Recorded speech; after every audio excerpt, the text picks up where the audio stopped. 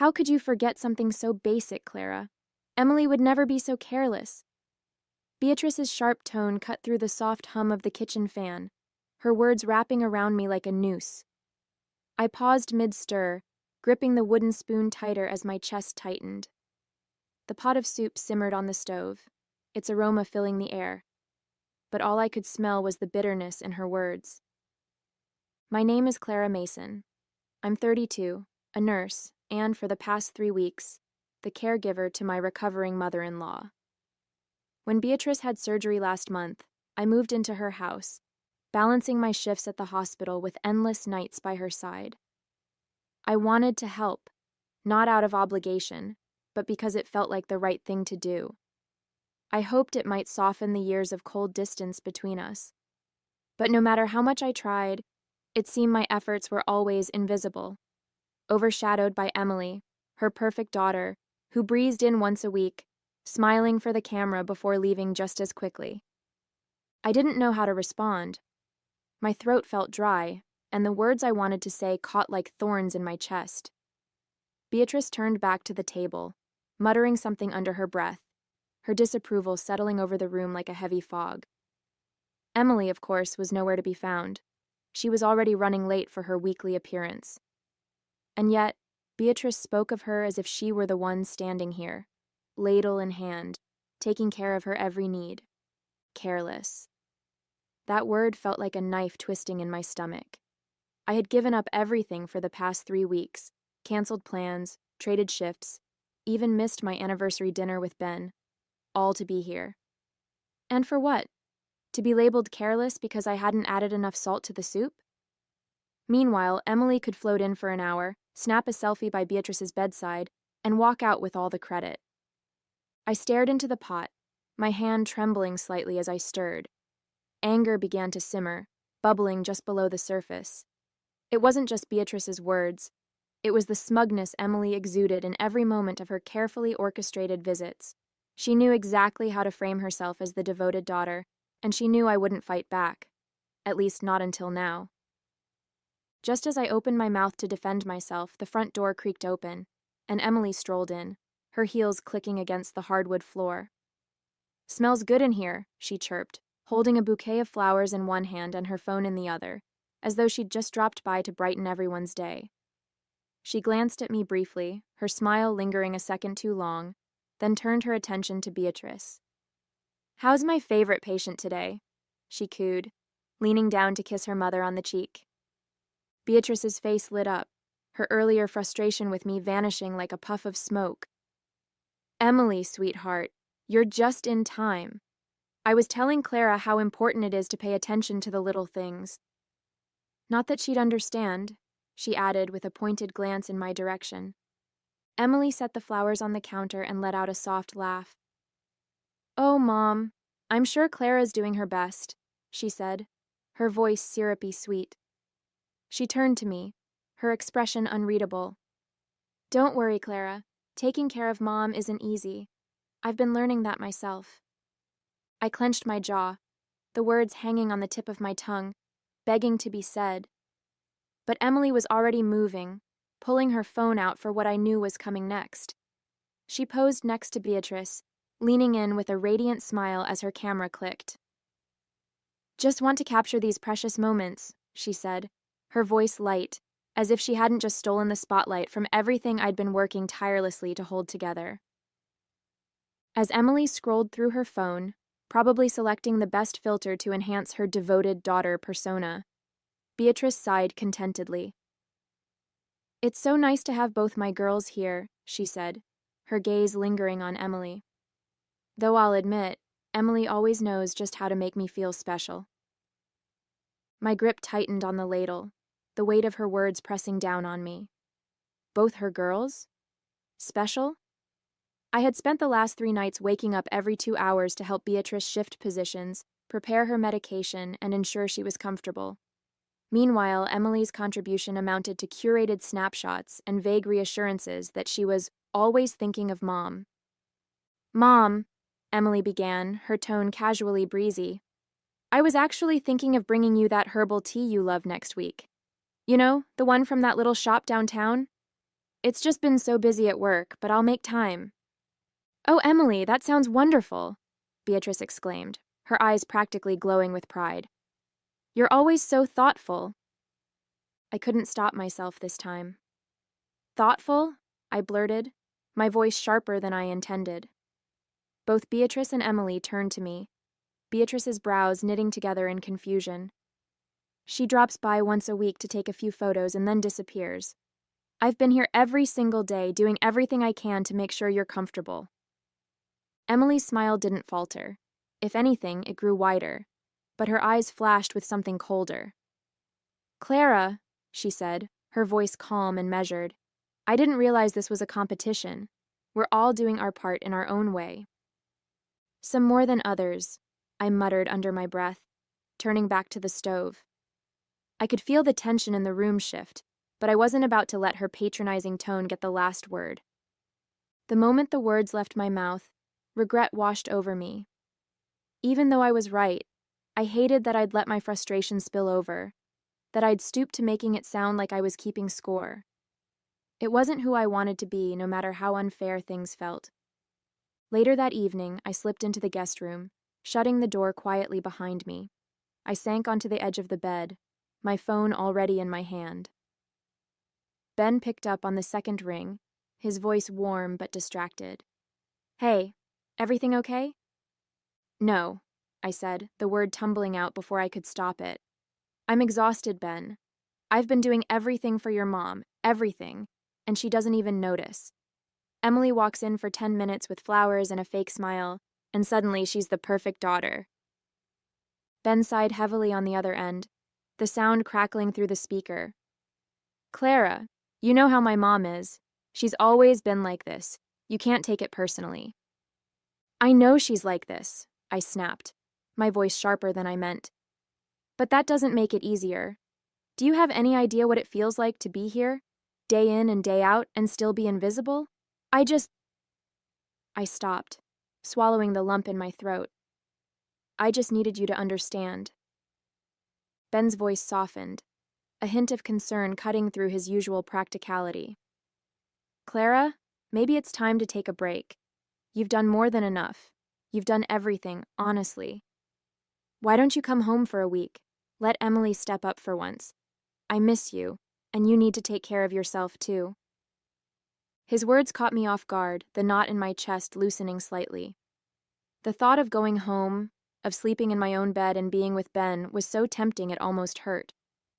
But then I thought of Beatrice, her frailty, her stubbornness, and the nagging guilt in my stomach returned.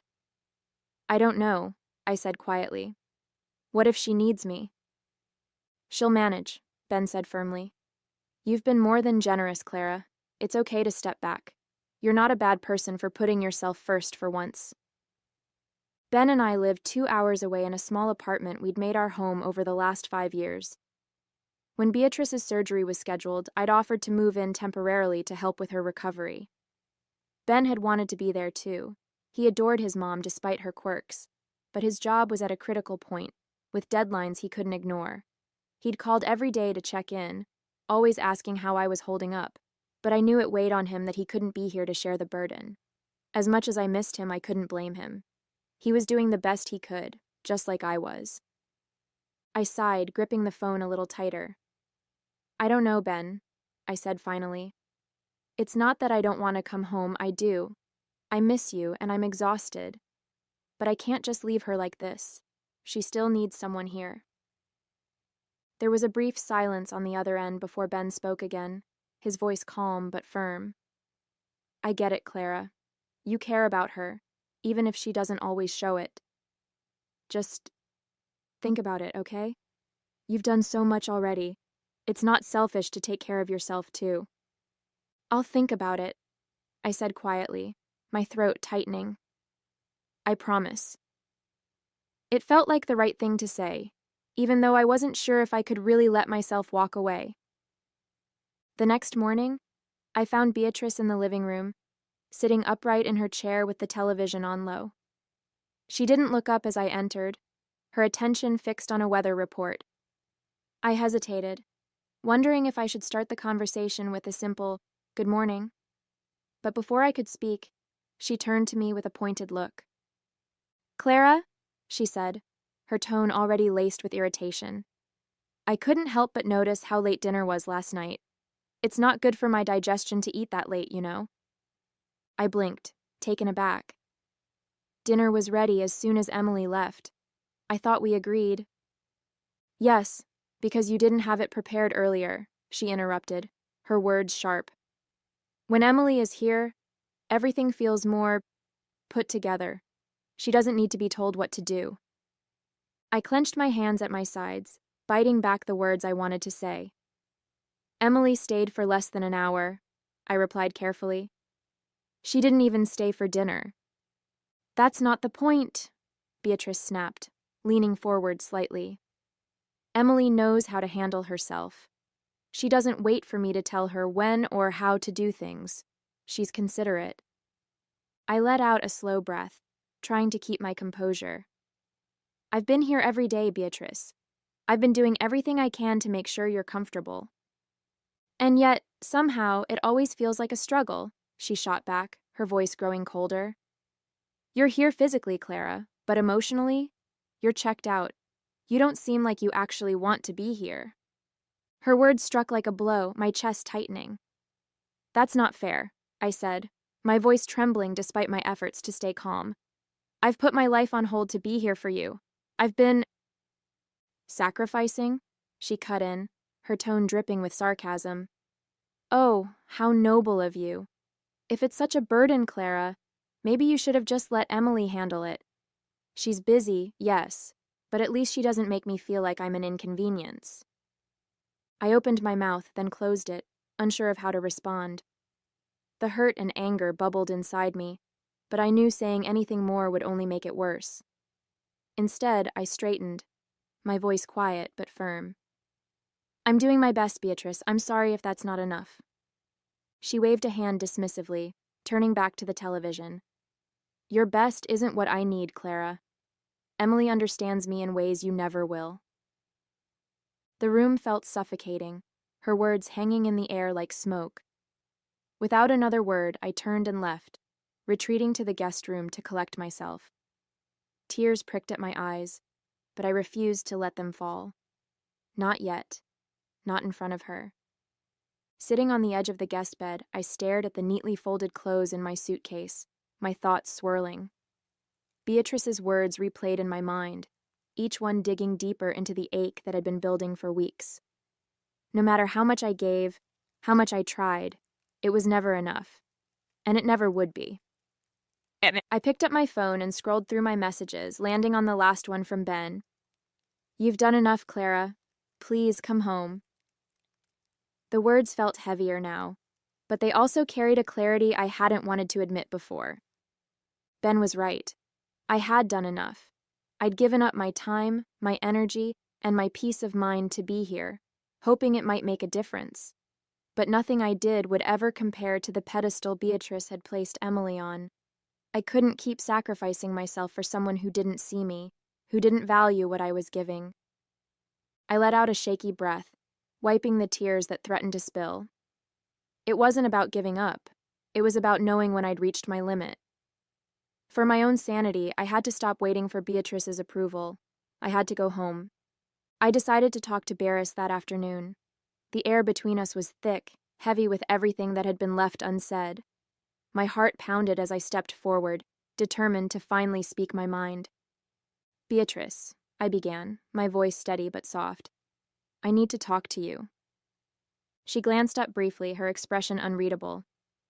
If this is about dinner tonight, I'd rather you focus on getting it right than wasting time chatting. My jaw tightened, but I pushed through. No, it's not about dinner. It's about how I've been treated since I got here. Her hand froze mid-stir, and she finally looked at me, one eyebrow arched. Oh? And how exactly have you been treated, Clara? I took a deep breath, the words spilling out before I could second-guess myself. I've been here every day, doing everything I can to take care of you. I've rearranged my life, missed important moments, and given you all of my energy. And yet, no matter what I do, it's never enough. You've made it clear time and time again that you don't value me, and honestly, I'm tired of being treated like I'm worthless. She set her spoon down with a deliberate clink, folding her hands in front of her. Well, she said coolly, if you're tired, Clara, no one's forcing you to stay. Frankly, Emily would do a much better job anyway. She always has. Her words stung, sharper than I'd expected, but I refused to let her see how much they hurt. Emily isn't here, Beatrice, I said, my voice firmer now. She's never here for more than an hour or two. I've been the one taking care of you. But if you think she can do better, then fine. I'm done. Beatrice didn't flinch, her expression hard as stone. Good, she said with disdain. I won't miss the complaining. At least Emily knows how to show respect. I nodded slowly, the finality of her words settling over me like a cold weight. I hope she can give you what you need, I said quietly, because I won't be back. Without waiting for her response, I turned and walked away, my chest tight but my head held high. It was over. I was done.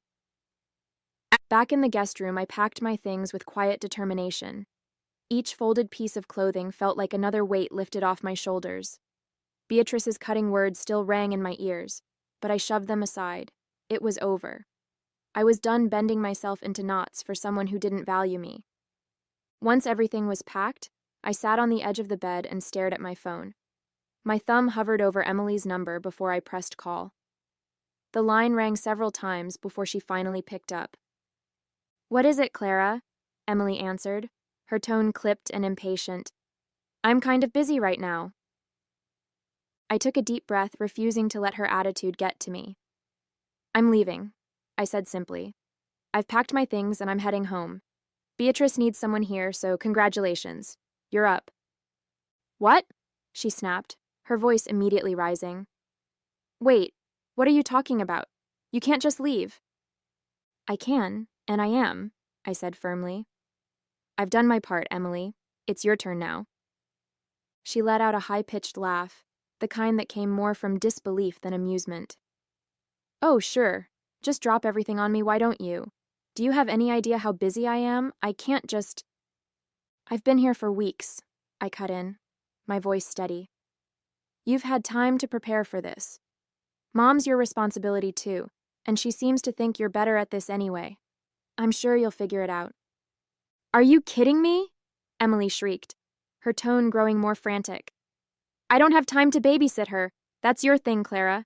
You're the caretaker, not me. Not anymore, I said, my voice cold. Good luck, Emily. Before she could respond, I hung up, exhaling a shaky breath. I stood, grabbed my suitcase, and headed for the door. I didn't owe anyone an explanation. It was time to leave. 4 days had passed since I left, and I had tried my best not to think about what might be happening back at Beatrice's house. But when my phone buzzed late that evening, I saw her name flashing on the screen. A part of me wanted to ignore it, but curiosity, and maybe a bit of guilt, got the better of me. I picked up. Hello? I said cautiously. Clara, Beatrice's voice came through, shaky and strained. She sounded different, tired, maybe even desperate. I need to talk to you. I hesitated, unsure of what to say. Is everything okay? No, she admitted, the word heavy with frustration and something else I couldn't quite place. Emily hasn't been here since you left. She's barely answering my calls, and when she does, she has some excuse about work or being too busy. She promised me she'd be here. I bit my lip, resisting the urge to say I told you so. Instead, I stayed quiet, letting her vent. I've had to do everything on my own, Beatrice continued, her voice trembling. I can't even manage the stairs some days. I don't know what to do, Clara.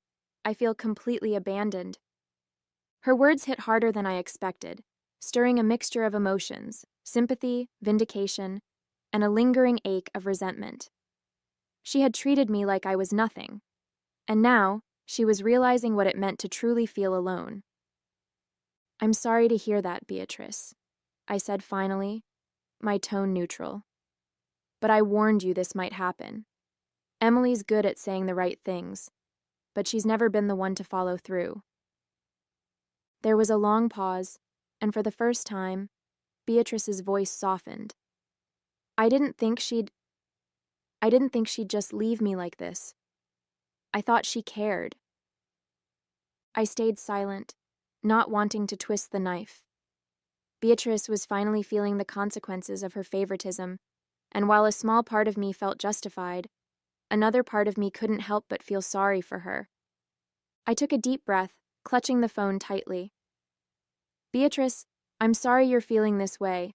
I wouldn't wish this on anyone, I began, my voice quiet but steady. But I can't just come back.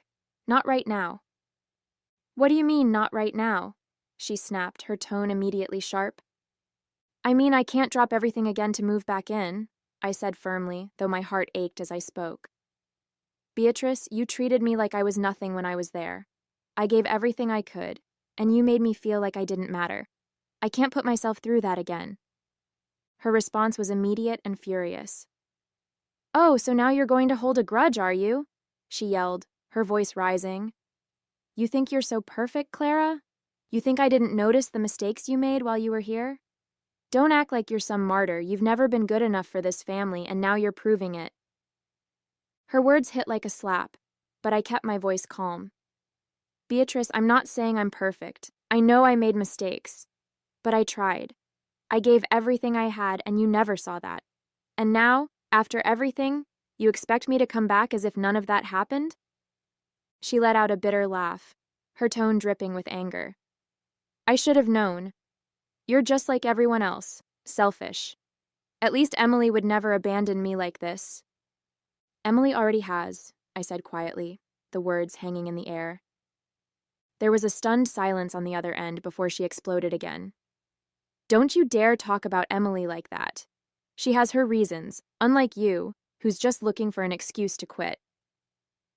Tears welled in my eyes, but I refused to let them fall. I'm sorry you feel that way, Beatrice, but I can't come back. Not like this.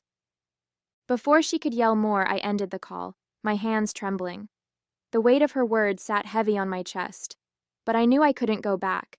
Not now, and maybe not ever. 5 days passed, and I tried to move on, pushing the memories of Beatrice's anger to the back of my mind. I was starting to feel a sense of peace again, though it was fragile, held together by long walks and conversations with Ben. Then late in the evening, my phone buzzed. It was her.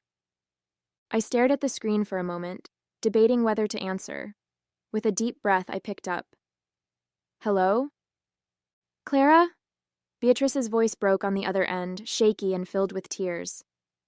Clara, I'm so sorry. Her sobs were raw, her words tumbling out in fragments.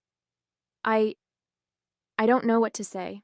I've been sitting here thinking about everything, and I can't believe how awful I was to you. You didn't deserve any of it. I don't even know why I acted like that. You gave so much, and I threw it back in your face. I sat down, stunned. Beatrice, I started, but she cut me off. No, let me finish, she pleaded, her voice trembling. I've been so unfair to you, Clara. So blind. You didn't have to come here, but you did. You took care of me when no one else would. And I treated you so terribly. Her sobs deepened and my chest tightened. I regret it so much, she choked out. Emily hasn't been here in days, and now I see it. I see what you were saying all along. I need you to know how sorry I am. I didn't deserve your kindness, but you gave it anyway. Tears pricked at my eyes, her sincerity cutting through the pain I'd been carrying. I took a deep breath, steadying myself. Thank you, Beatrice, I said softly. That means more than you know. I don't expect you to forgive me, she whispered, her voice cracking. But I had to tell you. I'm so sorry. I sat in silence for a moment, letting her words sink in. I'll need time, I said finally, my voice gentle but firm. But I appreciate your apology. It's a start. It is, she said, her sobs quieting. I'll try to do better, Clara. I promise. When the call ended, I set the phone down, my heart heavy but lighter all at once. For the first time, it felt like there was a path forward, however slow it might be. After Beatrice recovered, everything was different. She treated me with kindness and gratitude, her sharp edges replaced by genuine warmth. Each visit was lighter, filled with moments of connection instead of tension. Beatrice went out of her way to show her appreciation, and while the past couldn't be erased, it no longer weighed us down. For the first time, I felt truly valued, and that made all the difference.